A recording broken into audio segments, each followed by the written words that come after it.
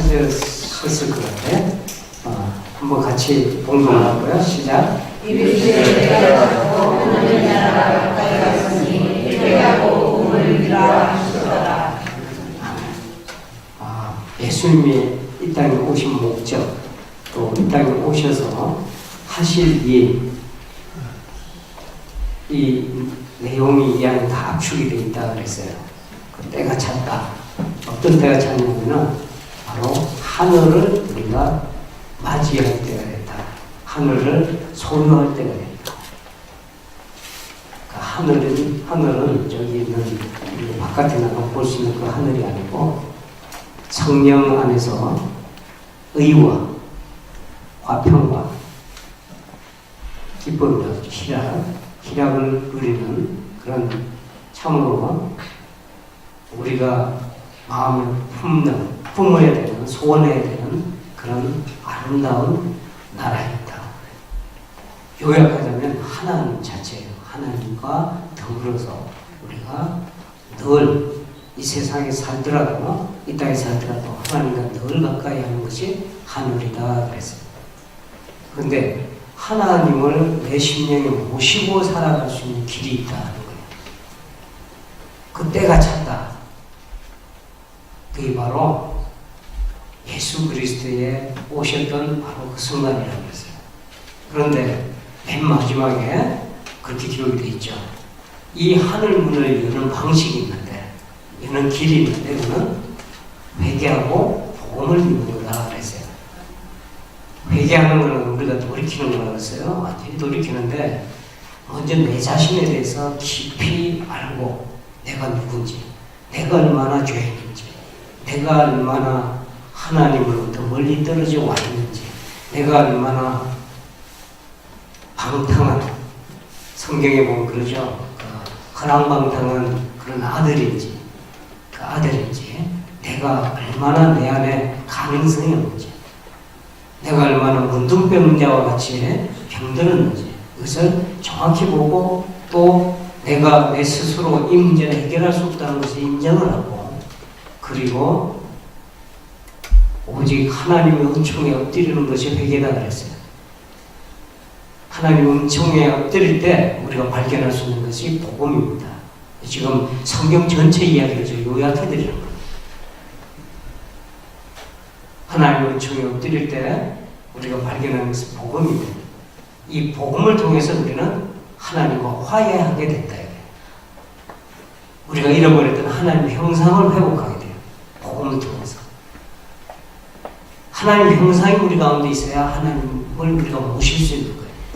하나님의 형상을 우리 가운데 회복했다. 이 말이 똑같이 하나님을 우리 안에 모셨다는 말과 똑같은 말이에요. 다른 말로 하면 하늘을 우리가 소유했다는 말과 똑같아요. 이래야 우리 가운데 참된 평안이고 참된 희락이 있습니다. 하나님을 우리한테 모시는 것, 하늘을 우리가 소유하는 것, 이 길은 바로 복음밖에 없어요. 이 복음이 준비되었다 하는 것이 1장 15절의 말씀입니다. 1장 15절 말씀은 상고하고 생각, 묵상, 또 묵상하십시오. 너무나 중요한, 성경의 모든 것을 담고 있는 중요한 구절입니다. 그런데 14장 41절로 넘어가면 예수님이 겟세마네 동산에서 기도하신 뒤에, 우리가 그거 배웠죠? 겟세마네 동산에 기도하신 뒤에 3번에 걸쳐서 아주 처절한 기도를 하신 뒤에 제자들이 돌아가서 하신 말씀이 있어요. 자, 때가 왔다 이렇게 얘기를 해요. 처음에 때가 찼다고 그랬어요. 이제 때가 왔다. 이 때가 왔다는 말의 뜻이 뭘까? 이거는 바로 주님께서 1장 15절에서 약속하신 바 복음을 완성할 때가 왔다 하는 말이에요. 이 성경이 1장 15절에서 그리고 14장 정도에 와서 주님께서 이렇게 모든 것이 하나로 이렇게 정리가 되는 거예요. 이때가 왔다는 거예요. 이때는 바로 주님께서 그동안에 하셔야 될 일, 해야 하겠다고 하신 일이 이제 완성될 때가 왔다. 그 때가 온 것은 바로 주님의 십자가 이야기입니다. 오늘 본문 20절을 가만히 보십시오. 이렇게 기록되어 있어요. 희롱을 다 한 후 나중에 이렇게 기록을 하고 있죠. 십자가에 못 박으려고 끌고 나가니라. 이 짤막한 문장 안에는요, 우리 예수님이 겪은 이루 말할 수 없는 고난과 수치와 고통이 내재되어 있습니다. 몸과 마음은요, 로마 군인들의 모진 채찍질과 그리고 기가 막힌 그런 여러 가지 형태의 조롱으로 인해서 이미 만신창이가 됐어요. 사람이 이렇게 몸이 맞는 것도 큰 상처지만 마음을 건드리고 마음을 상처 있게 하는 그런 일도 얼마나 많습니까? 주님께서 이미 몸과 마음이 찢어질 때 다 찢어진 상태입니다. 이제 주님께서 주님에게 남은 일은 십자가를 지는 일밖에 없습니다. 마지막 날, 이 금요일날, 순환주간의 마지막 날 금요일날 주님께서 체포된 것은 새벽에 체포됐어요. 그래서 새벽녘에 산헤드린에 끌려가서 종교 지도자들에 대해서 하나님을 모독했다, 신성 모독죄다 해서 사형 선고를 그 사람들 모여서 내리고 아주 신속하게 내렸다 그랬죠. 그리고 빌라도에게 넘겨주면서 빌라도에게는 거짓 또 다른 죄를 덮어 씌웠어요. 유대인의 왕이다. 백성을 현혹시켰다. 가이사에게 세금을 바치지 말라 했다. 이런 여러 가지 죄목을 붙여갖고 빌라도에게 넘겨졌어요. 빌라도는 눈치는 채지만 예수 그리스도께서 무죄인 것을 눈치채지만 군중들이 두려워서 또 군중들을 기쁘게 하기 위해서 예수를 내어놓습니다. 십자가에 내어놓습니다. 자, 십자가에 내어놓은 예수 그리스도 이제 사형 선고를 받은 셈이죠. 그 로마 병정들이 끌고 갑니다. 그래서 자기네들 병령에 이렇게 둡니다. 둬서 온갖 것으로 채찍으로 때리고 가시멜류관 씌우고 온갖 것으로 조롱하고 이제 남은 일은 십자가를 지는 일밖에 없어요. 원래 십자가 처형은 로마 사람들이 고안한 것이 아니고 페르시아 사람들이 고안한 죄인들을, 특히 정치범들을 처형하는 처형법입니다. 로마가 이어받아갖고 심각한 범죄를 저지른 노예나 또 이방인 혹은 로마 제국에 반대했던 사람들을 처형하는 처형 방식이 바로 십자가예요.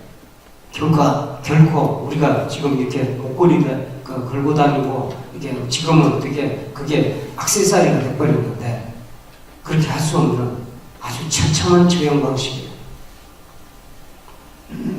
십자가 처형을 언도받잖아요. 그러면은 그 앞에 죄가 뭔지 이렇게 쓰여진 그것을 앞세우고 그 다음에 4명의 로마 군인들이 호위를 해갖고 끌고 갑니다. 이미 십자가를 처형하는 곳에는 골고다 언덕이죠.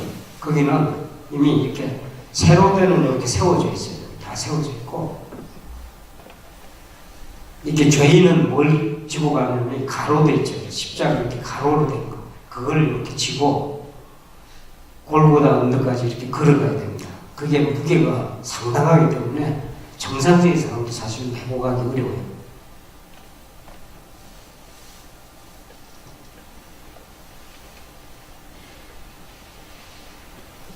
예수님은 이 십자가의 그 가로대를 질 즈음에 이미 탈진한 상태였어요.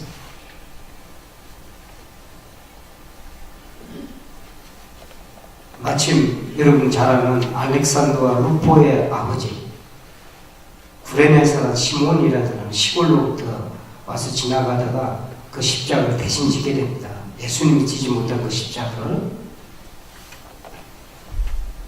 시몬의 입장에서 상당히 억울했겠죠. 그런데 로마 군인이 이렇게 져라 그러면 져야 돼요. 처형장까지 그래서 이 구레네 사람 시몬이 죽어갑니다. 근데 우리는 이걸 축복이라고 말하잖아요. 사실 그때 당시에는 축복이라 생각을 못했겠죠. 근데 이 축복이 예수님 대신 십자가를 졌다는 데서 축복이 있는 게 아니고 그 자체가 축복이 아니고 진짜 축복은 뭐냐면 저는 그렇게 생각해요. 예수님이 고통의 길을 가는 마지막 완성, 복음의 완성의 길을 가는 그 길에 예수님의 가장 가까운 곳에서 예수님의 고통을 받고 예수님의 깊은 탄식을 받고 예수님이 가고자 하는 그런 깊은 사랑을 옆에서 봤다는 자체가 축복이 아닐까 생각합니다. 근데 놀라운 일은요, 이 시몬이 그 아들들이 둘이 있죠. 그래서 알렉산더와 루포라고 하는 사람. 이 루포라는 사람의 이름이 로마서에서 발견이 돼요. 로마서 16장에 가면 뭐라고 기록이 되냐면 바울이 하는 얘기입니다. 사도 바울이 뭐라고 이야기하냐면 주 안에서 택하심을 입은 루포와 그 어머니에게 문안하라. 그 어머니는 곧 내 어머니니라 이렇게 얘기해요. 한마디 말해서 루포의 어머니는 나의 어머니다. 바울이 이야기합니다. 이 루포가 십자가를 지던 시몬의 아들인지는 확실하지 않아요. 그러나 많은 학자들이 동일 인물일 거다고 생각합니다. 그렇게 본다 그러면 시몬이 이 십자가를 지는 사건을 통해서 예수님하고 동행하는 사건을 통해서 어떤 형태로든 믿음을 갖게 되고 예수 그리스도의 가장 가까이서 그 고통을 보면서 무엇인가 변화가 있지 않았겠는가 짐작해 볼 수가 있습니다. 복음을 믿는 계기가 되었다고 추정해 볼 수 있겠죠. 이런 일이 사실은 예수님을 예기치 않게 믿는 경우가 종종 있습니다. 사실은 우리 모두가 예기치 않게 믿는 사람들이에요. 생각해 보십시오. 어떻게 내가 예수 그리스도를 믿게 됐는지. 그냥 그저 믿는 것 같았잖아요. 그냥 무슨 우리가 어떤 연구해서 그냥 학교 다니다가 어떻게 믿은 게 아니고 정말 나를 찾아오신 예수 그리스도, 내가 예수 그리스도 만난 사건은요 예기치 않은 사건이에요. 하나님의 은혜 아닙니까? 자, 예수님께서 처형장으로 끌려갑니다. 골고다라는 곳에 끌려갔는데 골고다가 왜 해골이라는 이야기가 나왔는지 해골의 곳 이런 말이 나오죠.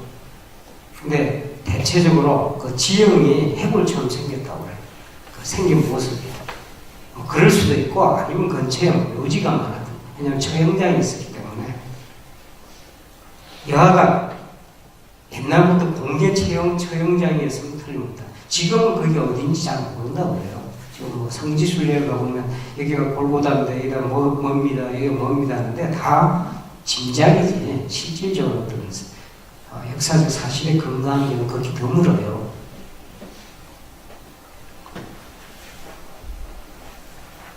이곳에서 이제 예수님을 못 박는 절차가 이제 진행이 되는데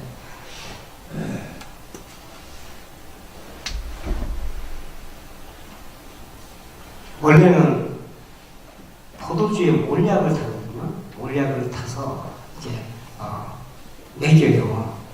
못 박기 전에. 근데 이 몰약을 타면은 이게 약간 마취제 역할을 해요. 고통을 좀 잊게 하는. 그런데 군인들이 몰약을 타고 주장하면 예수님은 거절을 하죠. 예수님이 왜 거절을 했을까? 좀 먹으면 좀 더 나을 텐데.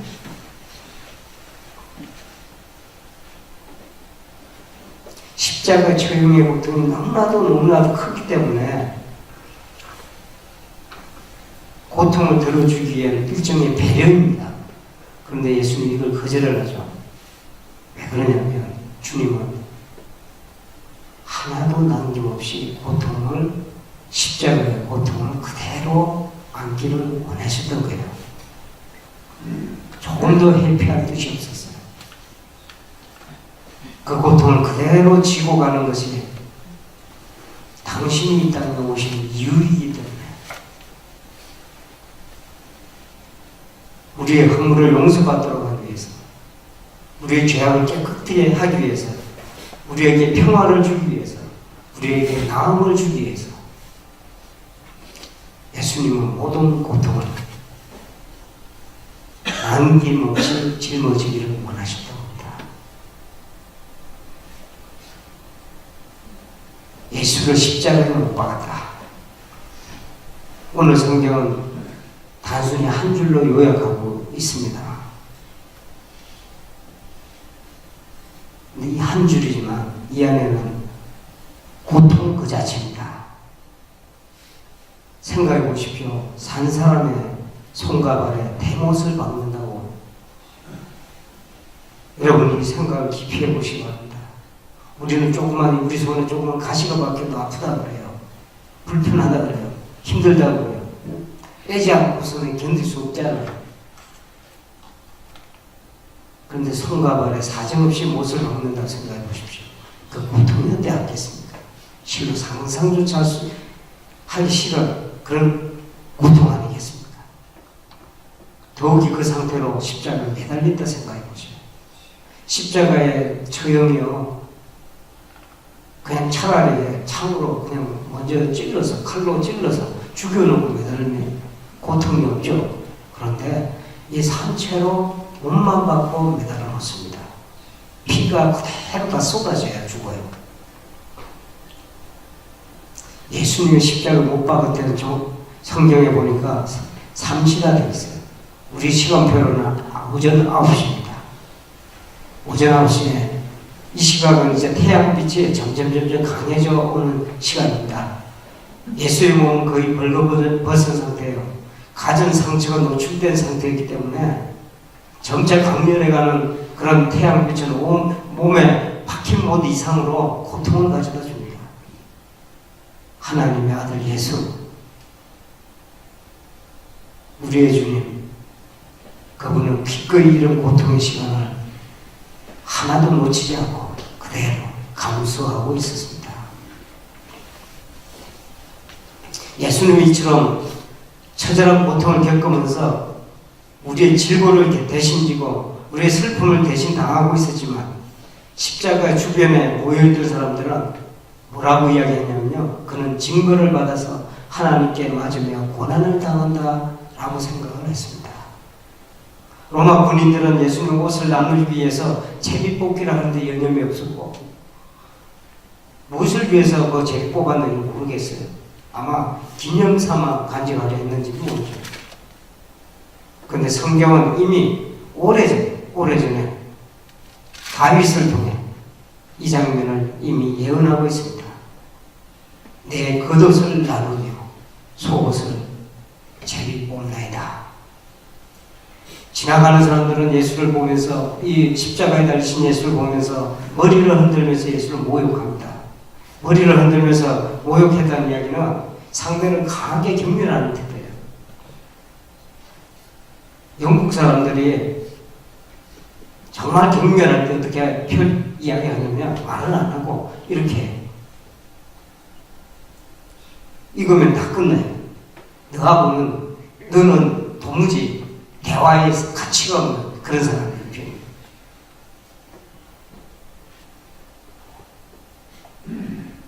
그리고 하는 이야기를 보십시오. 성전을 헐고 사흘에 짓는다는 자여, 내가 너를 구원하여, 네가 너를 구원하여 십자가에 내려오라. 자, 이 장면을 보고 대제사장들과 서기관, 모든 일을 꾸몄던 대제사장들과 서기관은 이미 자기네들의 계획이 완성된 것을 보고 기뻐했을 겁니다. 그리고 같이 이런 이야기를 합니다. 그가 남은 구원하였을 때 자기는 구원할 수 없도다. 이스라엘의 왕 그리스도가 지금 십자가에서 내려와 우리가 복음 믿게 할지어다. 어떤 기적을 십자가에 지금 내리고 그 다음에 십자가에 내려오는 놀라운 능력을 보이라는 얘기예요. 그러면 믿겠다. 십자가에서 내려오라. 이 외침은요, 하나님께서 그리스도를 통해 행하려는 모든 일을 무위로 돌리려는 사탄의 음성입니다. 예수 그리스도로부터 십자가를 떼는 순간 떼려고 하는 모든 시도는, 예수 그리스도에게서 이 고통의 십자가를 떼려고 하는 모든 시도는 바로 사탄의 음성임을 기억하시기 바랍니다. 우리 예수님은 십자가에서 모든 고난의 전화 남김없이 그대로 마신 사람입니다. 이 길이 우리 하나님께서 예비하시는 유일한 인류 구원의 길이요, 또 사탄의 권세에서 구원할 복음의 길이기 때문입니다.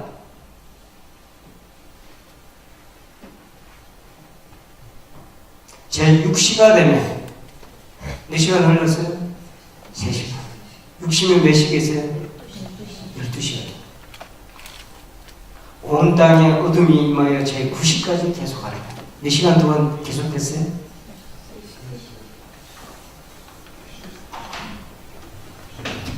예수님께서 십자가에 매달리신 지가 오전 9시였어요.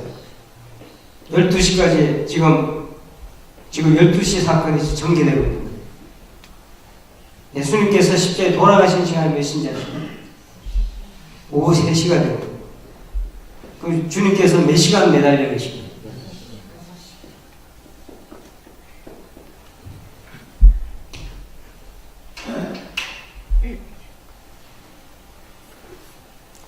세 시간 동안의 대낮에 그 이스라엘의 그 뜨거운 예루살렘의 뜨거운 햇빛 아래 피를 흘리시면서 몸에 있는 모든 그 체력들이 다 나가는 거예요. 몸은 타들어 들어가는 거예요. 이렇게 죽는 겁니다. 이제 생명이 몇 시간 남았어요? 3시간. 그대로 매달린 채 3시간 전에 지금 상황입니다. 사람들은 꺼져가는 그분의 생명의 불꽃을 아파하고 슬퍼하기보다는 조롱의 눈으로 싸늘하게 바라볼 뿐입니다. 내 심령 속에서 이렇게 밀어낸 모든 영혼들은 어둠 속에 있습니다. 이 3시간 동안에 우리는 정말 우리를 돌아봐야 됩니다. 예수님이 나를 위해 십자가에 못 박히신다. 또 그분이 십자가 위에서 나를 위해 고난을 받았대. 나는 무엇을 했는가? 나는 그분을 십자가에 못 박은 군 중에 한 사람이 아니었던가? 나는 십자가 위에서 고통받는 그분을 향해서 조롱했던 사람들 중에 하나는 어둠의 3시간 동안 우리는 진지하게 자신을 돌아봐야 됩니다. 제 9시가 됐습니다. 예수님의 생명의 불꽃이 다 했습니다. 그때 그분이 이렇게 외칩니다. 엘리 엘리 라마 사박다니, 나의 하나님 어찌하여 나를 버리셨나이까? 그렇습니다. 예수님은 하나님으로부터 철저하게 버림받았어요. 하나님은 예수님의 십자가에서의 고통에서 그 어떤 형태의 도움의 손길, 그 어떤 형태도 도움을 주지 않으셨어요. 예수님은 인간으로서 겪을 수 있는 모든 고난을 그 십자가에서 겪었습니다. 가장 큰 고통은 하나님이 나를 버렸다. 주님이 버림받아야만 우리가 하나님을 얻기 때문입니다.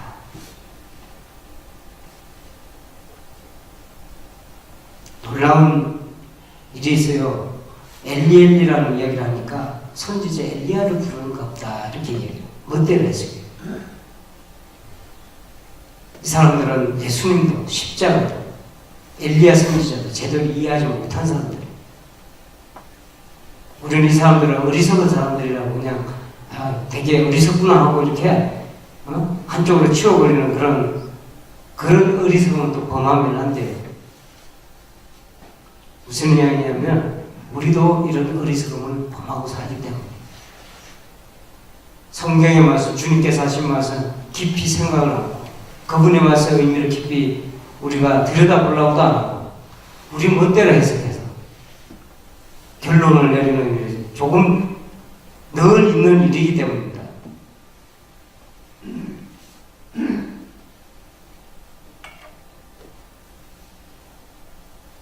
엘리를 엘리야로 해석해갖고 엘리야가 예수님을 십자가로부터 내릴 것이라 기대하는 어리석음이 우리 신앙생활 가운데 있어요. 주의해야 됩니다.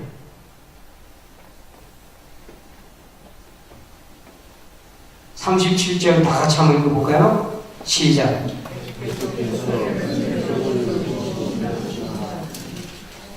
십자가에 운명하셨습니다. 이제 6시간이 흘렀습니다. 십자가에 못 박힌 지.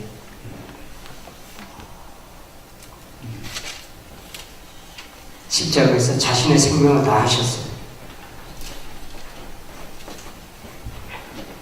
예수님과 십자가는 이제는요 뗄래야 뗄 수가 없는 하나가 되었어요. 예수님을 말할 때 십자가에 달린 이라는 이런 앞에 이 말을 제외할 수 없을 정도로 예수님과 십자가는 하나입니다.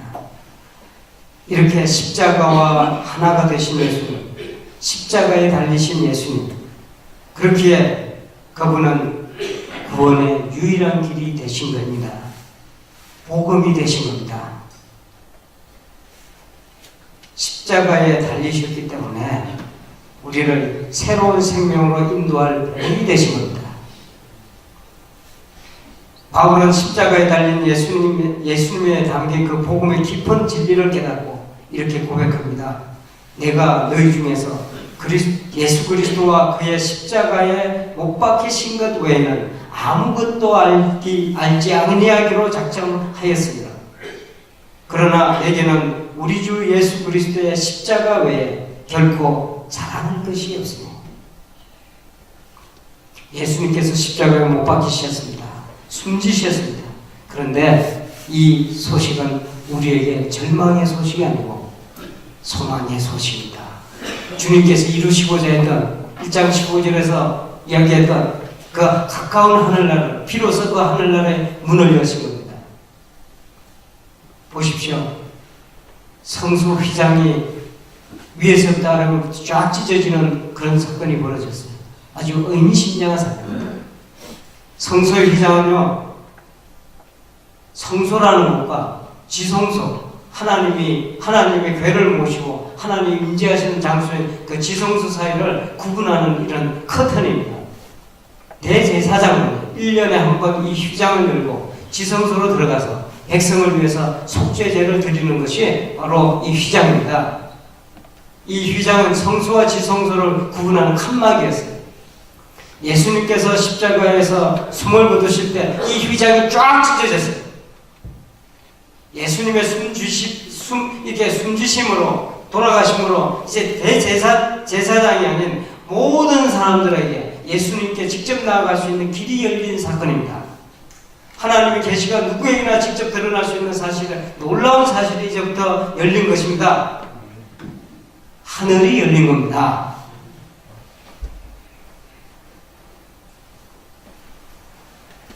백부장이 그때 있었어요. 이 사람은 아마도 모든 이 사형 집행에 처음부터 끝까지 책임자였는지 몰라요. 이 백부장이 이렇게 고백합니다. 십자가에 매달리신 예수님께 가장 근접한 거리에서 본 후에, 그리고 일어난 모든 사건을 이렇게 지켜본 후에 이 사람이 이렇게 고백합니다.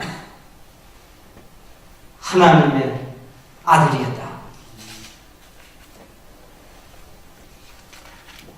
이것이 오늘 있었던 모든 십자가에 관련된 사건들입니다.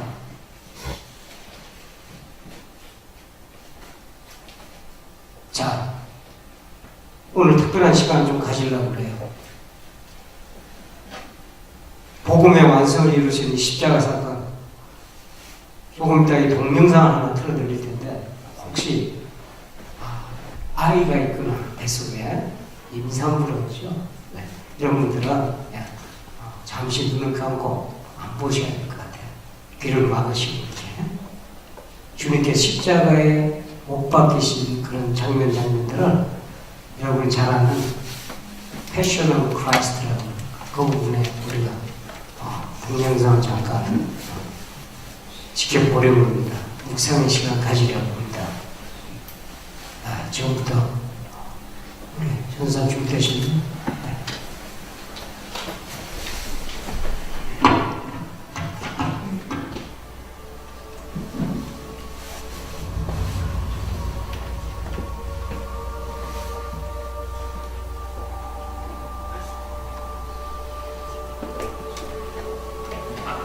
נשמע חום.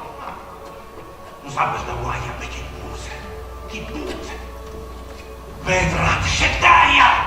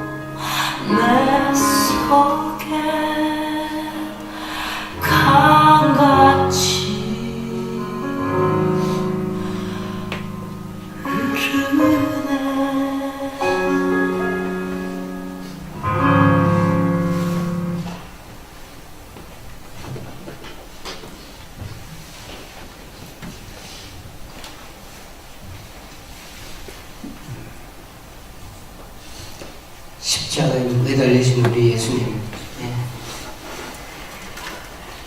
왜 매달리셨을까? 왜 고통을 받으셨을까? 그분의 죽으심이 왜 복음이 되는지 이사야에서 53장 잘 설명해 주고 있어요. 지금 이사야에서 53장 1절부터 12절까지 제가 한 절 읽고 여러분 한 절 읽고 교독하면서 십자가에 매달리신 그 깊은 뜻을 생각해 보시기 바랍니다. 우리가 전한 것을 누가 믿느냐? 여호와의 팔이 누구에게 나타났느냐?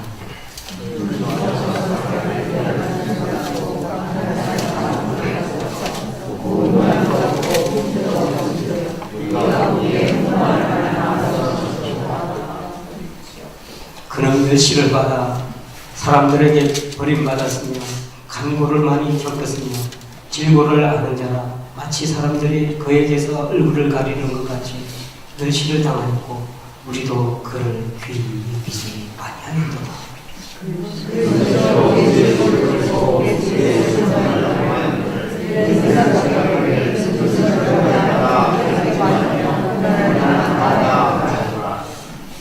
그가 찔림은 우리의 허물 때문이요 그가 상함은 우리의 죄악 때문이라. 그가 징계를 받음으로 우리는 평화를 누리고 그가 채찍에 맞음으로 우리는 나음을 받았도다.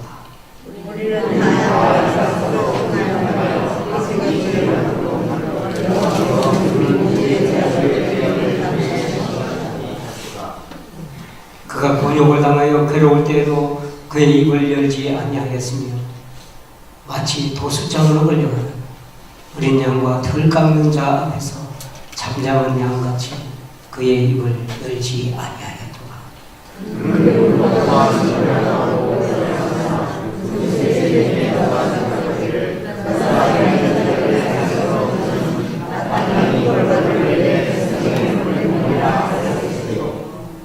그는 강포를 행하지 아니하였고 그의 입에 거짓이 없었으나 그의 무덤이 악인들과 함께 있었으며 그가 죽은 후에 부자와 함께 있었도다.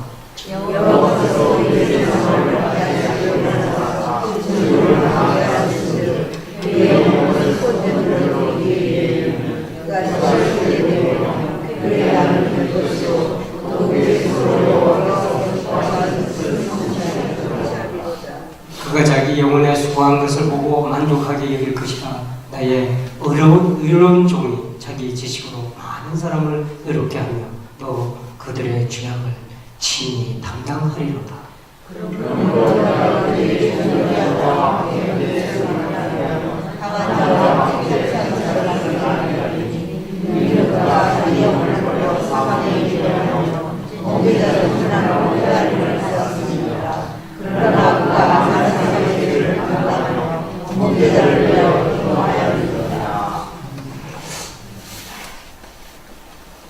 우리 지난 시간에 6월절에 대한 얘기를 했잖아요.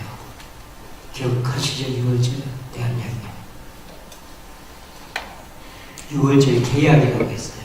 어떤 계약이냐면 음식을 먹고 또 포도주를 마시면서 새로운 계약을 맺는데 이 계약은 바로 예수 그리스도의 피와 예수 그리스도의 살을 묻는 그런 계약입니다. 그 계획을 통해서 우리에게 유언, 우리가 있는 모든 허물을 넘어가는 그런 큰 은총을 있게 되는 그런 계획입니다. 이걸 예레미야는 새 언약이라고 그랬어요. 이 새 언약이 우리에게 성취되었습니다. 이제 주님께서 십자가에 매달리심으로 모든 우리에게 주님께서 하시고자 하는 놀라운 하늘을 우리에게 주시려고 했던 그런 놀라운 일들이 이제 여기에서 오늘 지금 여기에서 여러분에게 임했습니다. 그리스도를 믿으십시오. 그리스도의 피를 여러분이 피에 동참하셔야 되고 그리스도의 살에 여러분 동참하셔야 됩니다. 믿음으로 그분과 하나야 됩니다. 내가 그리스도와 함께 십자가에 못 박혀야 됩니다. 그런즉 이제 내가 사는 것이 아니요 내 안에 있는 그리스도께서 이제 살아가는 그러한 삶을 살아가야 됩니다.